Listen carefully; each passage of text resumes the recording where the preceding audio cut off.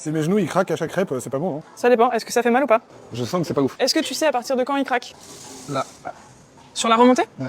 Il fait un claque au milieu. Là, quand tu fais le mouvement, il y a un petit truc qui se passe au niveau des genoux que je corrige pas d'office parce que chez certaines personnes, ça posera pas de problème et chez d'autres, oui.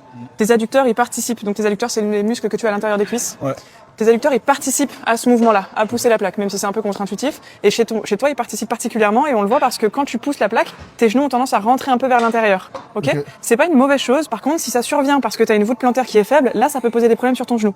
Okay. Et l'idée, je t'ai demandé de te mettre en chaussettes pour que tu puisses avoir une bonne surface de sustentation, c'est-à-dire un bon appui dans la plaque avec ton gros orteil, ton petit orteil et ton talon. Ouais. Et donc l'idée maintenant qu'on a enlevé ces chaussures, c'est de s'en servir en fait de cette surface de sustentation et de cette voûte plantaire. Donc là, ce que je vais te demander de faire, est-ce que tu sais si tu as un problème de pied d'ailleurs de manière générale? Non, t'es jamais allé chez un podologue ou autre? Mais en gros, tu vois, t'as les pieds qui sont quand même très peu creusés ici. Bon, c'est pas des pieds plats que je suis en train de te dire que t'as, mais t'as les pieds très creusés, très peu creusés.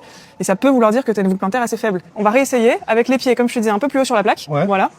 Ce que je veux, c'est que tu as ton talon dans la plaque, ça bouge pas. Ouais. Je veux que tu appuies avec ton gros orteil. Mets-toi dans une position correcte, ici en termes d'espacement des genoux. Ok. Je veux que tu appuies dans la plaque avec ton gros orteil. Voilà, c'est ça. Et tu vas vouloir garder cette tension. Peut-être que du coup, tu vas sentir pendant ta série que ça chauffe un peu ici, que ça bosse. C'est normal. Ça veut juste te dire que t'as pas l'habitude, mais c'est une bonne chose. Ça a l'air compliqué, hein? Mettons qu'on traduit sa recommandation par change un peu la position de tes pieds sur la plaque, puis dis-moi comment tu te sens. Est-ce que vous trouveriez ça moins compliqué? Moi, oui. Parce que ça se pourrait, hein? Ça pourrait être ça. Parce que ce que je veux remettre en contexte ici, moi, c'est surtout deux choses qu'on interprète souvent trop vite. Les fameux bruits des articulations, ici du genou, puis la forme du pied.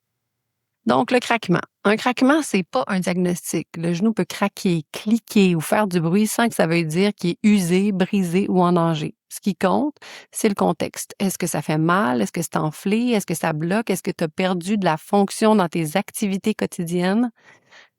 Ensuite, la voûte plantaire. Une voûte plantaire basse, communément appelée avoir les pieds plats, c'est pas une pathologie, c'est une caractéristique. Je suis grande, c'est une caractéristique aussi.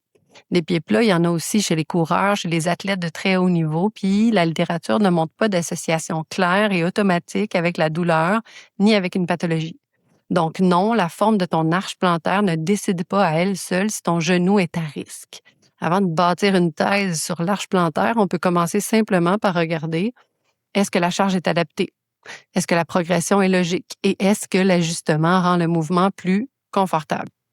S'il tolère bien la charge, qui est adaptée pour lui, qu'elle est progressive, qu'il est confortable dans le mouvement, ben c'est possiblement réglé.